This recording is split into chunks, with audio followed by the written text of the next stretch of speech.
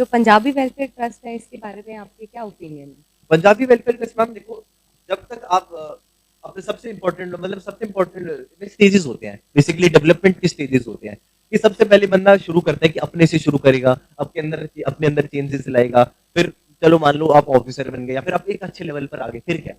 फिर उसके बाद कमा रहे हैं, बढ़िया चल रहा है, घर चल रहा है, क्या उतने तक ही आप सीमित हो?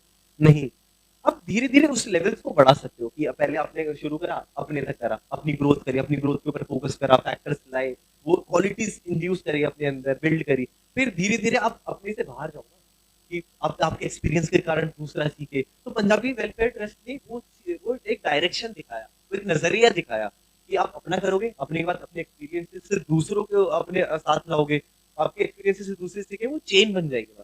वो चेन होगी जो कि आपकी सोच को आगे बढ़ा रही होगी। बहुत खूब अनिल। चलिए हमें ये तो पता लगा एसएसबी क्या है, एसएसबी क्यों नहीं हो रही है। चलिए आइए अब इस पे चर्चा करते हैं कि एसएसबी कैसे होगी। हाय अनीश। Hello ma'am.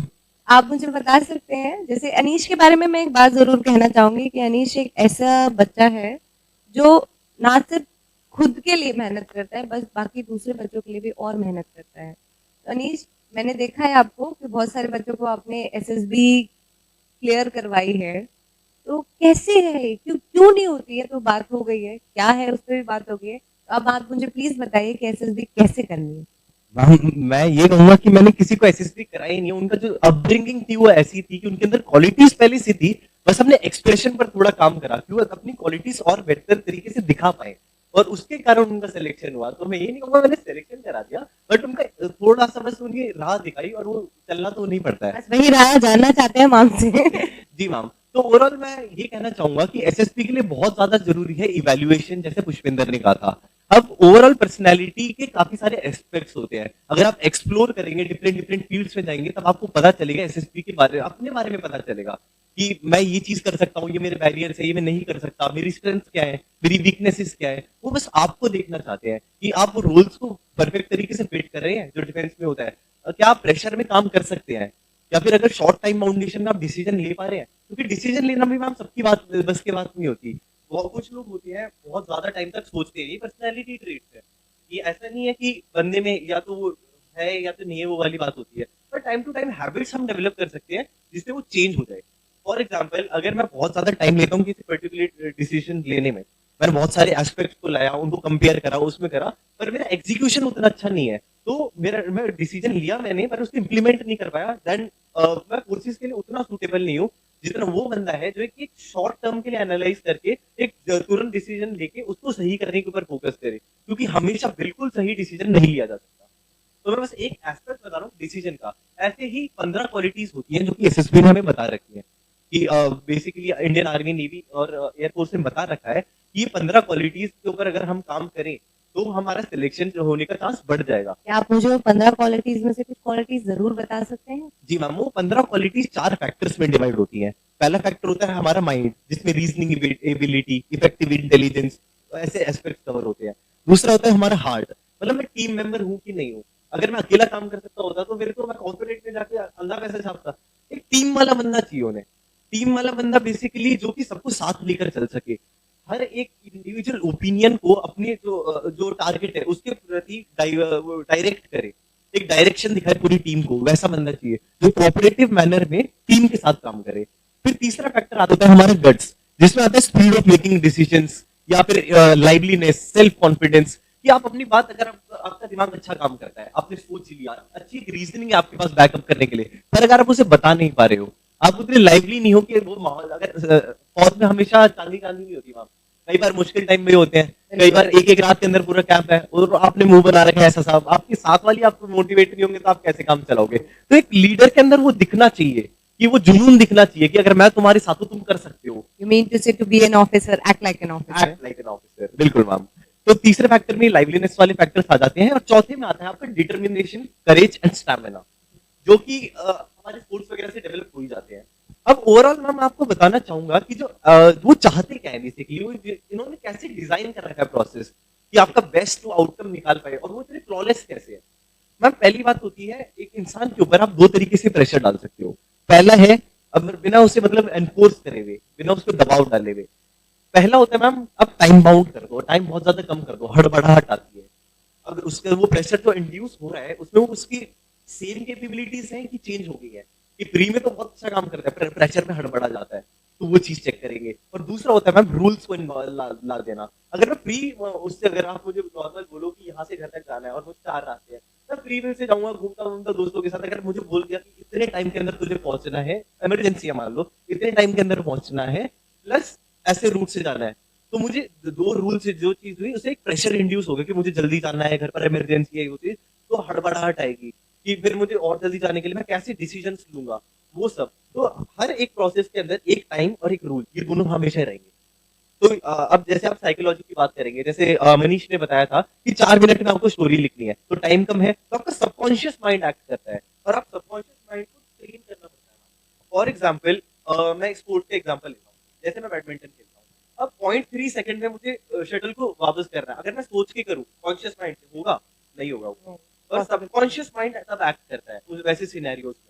तो आपका सबकॉन्शियस माइंड चेक करते हैं कि आपकी अपब्रिंगिंग ने आपको ऐसा शेप करा है कि आपका सबकॉन्शियस माइंड उस प्रेशर में अच्छे से रिस्पॉन्सेस दे पाए, वो चीज वो देखना चाहते हैं। तो अनीश ये बताइए आप मुझे, जो 11th-12th के बच्चे होते हैं, देखा जाता है कि उसमें वो इतना स्ट्रांग है नहीं, वो इतने एज एज इन के नाउअडेज, जैसे बच्चे दिख रहे हैं कि नहीं सोशल मीडिया पे ज्यादा एक्टिव है, ग्राउंड रियलिटी कम है उनकी, ग्राउंड पे खेलेंगे कम, ये सब चीज ज्यादा है। कैसे बच्चे अपने आप को उस मटेरियल लाइक बनाएं जैसा आप बता रहे हैं मुझे?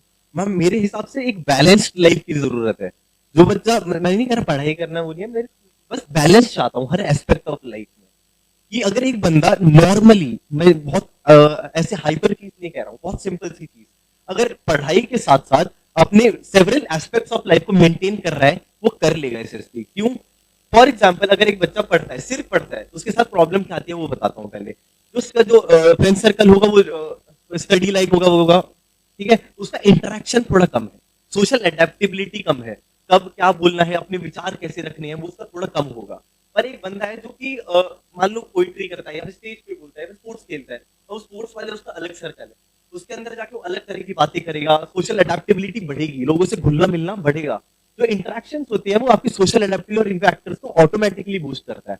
दूसरा फैक्टर आता है स्पोर्ट्स का, जैसे पुष्पेंद्र ने बोला था। अब स्पोर्ट्स में जो टीम लाइक स्पोर्ट्स होते हैं, अगर वो आप खेलते हो तो नेचुरली आप सिंक में टीम के साथ काम करना शुरू कर देते हो। आपका जो इंडिविजुअल वाला फैक्टर होता है कि मैं अकेला कहता हूँ, वो पूरा हट जाता है। अगर मैं सेल्फ बॉल को लेके जाऊंगा तो वो इतना बेहतरीन नहीं होगा, पूरी टीम आ जाएगी तब तक मेरे तक। अगर मैंने पास कर दिया और टीम ने गोल मारा, मैंने गोल नहीं मारा, टीम ने गोल मारा, तो वो टीम बिल्डिंग वाले फैक्टर्स ऑटोमेटिकली डेवलप होने लगते हैं बंदे के अंदर, बच्चे के अंदर। तो अगर वो 11th के साथ ऐसे एस्पेक्ट्स को कवर करेगा लाइफ में, बाहर निकलेगा, एक्सप्लोर करेगा। अब मैम यूथ के अंदर जो सबसे बड़ी दिक्कत मैंने आज के डेट में देखी है, दे से they can't do it before even trying. तो वो एग्जैक्टली एक्सप्लोर करने की जरूरत है। कि स्टार्टिंग में मैम जब मैं 11th में था, तो तब तो मैंने कुछ कंपटीशन में पार्टिसिपेट करा था, पर मेरा एक्सपीरियंस इतना अच्छा नहीं था। बट अगर पूरी कॉलेज लाइफ के बारे में जब बाद में आप देखो, तो आप अब देखोगे कि मैं पोइट्री, डांस, मिमिक्री सब कुछ कवर कर रहा हूँ, सिंगिंग, कंपोजिंग, म्यूजिक सब कुछ कर रहा हूँ। पर क्या मैं पहले दिन कर सकता था? क्या मैंने पहली बार करा और वो अच्छा हो गया? नहीं। और सबसे ज्यादा अंडररेटेड जो इमोशन होता है वो होता है ह्यूमिलिएशन। हम ह्यूमिलिएशन से डरते हैं, कतराते हैं। आज मैं कॉन्फिडेंटली आके इधर बोल पा रहा हूँ, इसका मतलब ये नहीं है कि मैं हमेशा से कॉन्फिडेंट। मैंने अगर स्टेज पे गाना गाया और नहीं आवाज अच्छी आई, ये ह्यूमिलिएशन जो मेरे तक आया, मैंने उससे अपने आप को बिल्ड करने में फोकस करा कि अगर मेरे इससे गलत हो गया, ये नहीं कि मैं उस चीज को छोड़ दूंगा कि मैं अच्छा नहीं करता। उसको आपको थोड़ा ह्यूमिलिएशन लेके उसको एनर्जी को डाइवर्ट करना पड़ेगा, मतलब उसमें डूबना नहीं है, अपने आप को उभारना है, बिल्कुल है। हाँ। वो आपका वो पीक पॉइंट है, ये बात बिल्कुल नोटिस करने वाली है।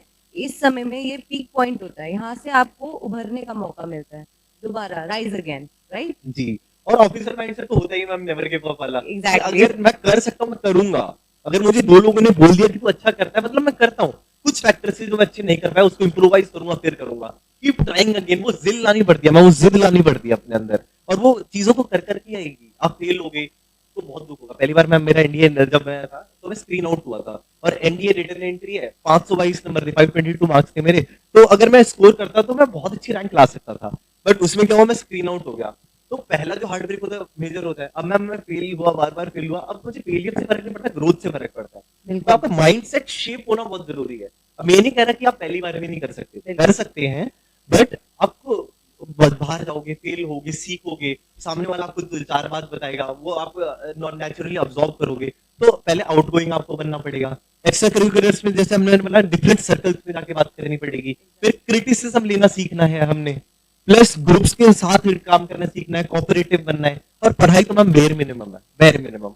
देखो दिमाग से अच्छा होना ऑफिसर को बहुत ज्यादा जरूरी है, अगर वो एस्पेक्ट्स कंपेयर कर पाएगा तभी तो डिसीजन ले पाएगा। तो reasoning ability is one of the most जो ऐसी क्वालिटी है जिसको वो देखना चाहते हैं।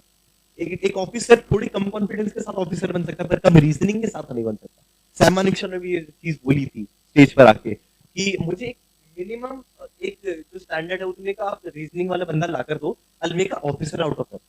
उन्होंने साफ साफ बोला था।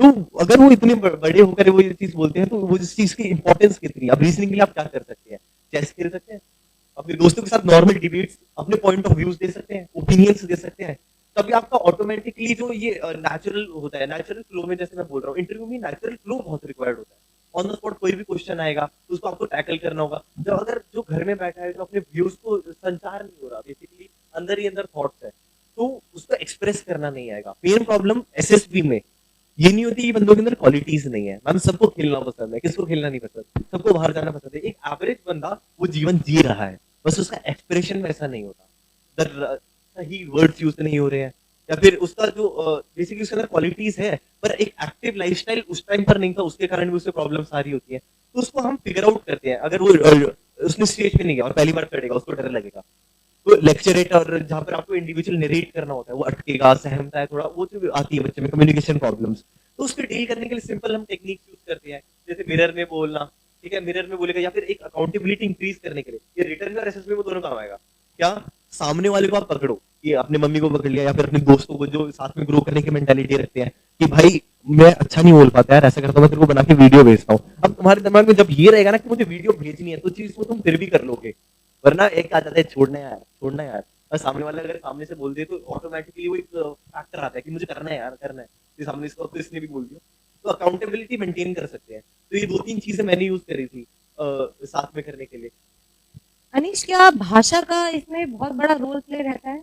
क्या इंग्लिश आना बहुत, हालांकि देखा जाता है कि English one of the most reason है कि हमें इंग्लिश नहीं आती है, हमें इंग्लिश बोलने में तकलीफ होती है। क्या एसएसबी में भाषा को लेकर के इतना इम्पोर्टेंस है कि अगर इंग्लिश नहीं आती है तो कैसे उस पर वर्क करें? क्या इस पे क्या हम कर सकते हैं, बच्चे क्या कर सकते हैं इसके लिए? जी मैम, मैं इंग्लिश का ये बोलना चाहूंगा, इंग्लिश इंपॉर्टेंट तो है पर कितनी, ये फर्क पड़ता है। अब ये नहीं कि बहुत ज्यादा स्मूथ इंग्लिश बोल रहा है तो वो रिकमेंड हो ही जाएगा, ऐसा ही नहीं होता। इतनी मिनिमम इंग्लिश आपको आनी चाहिए कि आप अपने जो थॉट्स होते हैं उसको एक सही मैनर में प्रेजेंट कर पाए। अगर आप सही वर्ड्स यूज कर पा रहे हैं, अपने विचारों को प्रकट कर पा रहे हैं, उतना इनफ है। अब आपको बिल्कुल इंग्लिश में बिल्कुल ही अंग्रेज बन रहे हो, उतनी रिक्वायरमेंट नहीं है। ठीक है, ये बात तो मैं मानती हूँ। अच्छा अनीश, आप मुझे एक और बात बताइए, एसएसबी तो है, क्या रिटन के लिए बच्चों को किस तरीके से, किस स्टेज में कैसे मेहनत करनी चाहिए, और कहाँ से, मतलब ऐसे बच्चा सोचता है कि नहीं ये प्लेटफॉर्म लेता हूँ तो इससे हो जाएगा, ये प्लेटफॉर्म करता हूँ, तो आप लोगों ने अपने टाइम में किस प्लेटफॉर्म पे कैसे मदद की? मैं अपने प्लेटफॉर्म्स बताने के साथ साथ एक और चीज बतानी चाहूंगा। जैसे एनडीए के टाइम पर जब मैं प्रिपेयर करता था, तो मैं ऐसे बहुत सारे रिसोर्सेज तो नहीं थे मेरे पास। मिनिमम रिसोर्सेज में जैसे 11th-12th की मैथ्स के साथ साथ चल रही थी, अमित सर भी करा रहे थे, है ना, तो साथ में मैथ्स से सिंक में था, तो प्रैक्टिस करनी थी सिर्फ उसकी। बाकी जीएटी में 10th और 9th से साइंस के 33% के आसपास आता है, क्वेश्चन आते हैं, काफी क्वेश्चन आते हैं, तो वो तो मेरे पक्के थे। साथ में इंग्लिश के क्वेश्चन, तो 50 पे इंग्लिश के क्वेश्चन आते हैं, उसने मेरी हेल्प कर दी। और जो जीके में जो बाकी एस्पेक्ट्स होते हैं, मैं क्विजर रहा था, तो उसने मुझे हेल्प करा कि मैं हिस्ट्री वगैरह पहले से पढ़ रखी थी, मैं कमांड लेवल तक क्विजिंग कर रखी है मैंने, नेशनल्स के लिए सेलेक्ट हुआ था मैं, तो क्विजिंग से मेरा थोड़ा बेस हिस्ट्री वगैरह का भी सही था। पर मैं बाकी लोगों को ये कहना चाहूंगा कि वो रिसोर्सेज के पीछे बहुत पड़े हैं। जितने भी लोग मेरे से आज के डेट में बोलते हैं कि मुझे भाई रिटर्न की तैयारी करनी है, कहाँ से करूँ, फिर मेरे से पूछेंगे, फिर दूसरे बंदे के पास जाएंगे, भाई कहाँ से करूँ, फिर मैंने बता रखा उन्हें, फिर कहाँ से करूँ वो इकट्ठा करते रह जाते हैं, स्टार्ट ही नहीं करते। तो एग्जीक्यूशन स्टार्ट करना है।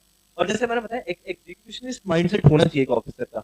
सिर्फ प्लानिंग कब तक काम करेगी, जब तक आप उसे एग्जीक्यूट कर ही नहीं सकते। गलतियां करो भाई, धीरे धीरे गलतियां करोगे, सीखोगे, वो ज्यादा इंपॉर्टेंट है। एक परफेक्ट प्लान से ज्यादा जरूरी है कि एक इम्परफेक्ट प्लान जो कि एग्जीक्यूट हो चुका हो। अब जैसे पहली बार मैंने गाना गाया, ठीक है, एग्जाम्पल दे रहा हूँ, फिर माइक पे करना नहीं आता था, ये नहीं आता था, तब आता, जब मैं स्टेज पे चढ़ के कहा था बहुत बार पास कर रहा हूँ, करे जा रहा है माइक, ये हो जाती प्रॉब्लम, है ना, तो नहीं आया वो। इसकी भी सीखा कि माइक को थोड़ी गैप पे रखते हैं, वॉइस मॉड्यूलेशन करनी होती है, स्केल मेंटेन करनी होती है, जो बैकग्राउंड होता है स्केल मेंटेन करेंगे फिर सही होगा। कर रहा वापस ट्राई, दूसरे में नहीं हुआ, तीसरे में हो गया। तो फेल होना पड़ेगा मैम, डिसीजंस लेने पड़ेंगे, फेल होना पड़ेगा, तब वो बिल्ड करेगा आपके कैरेक्टर।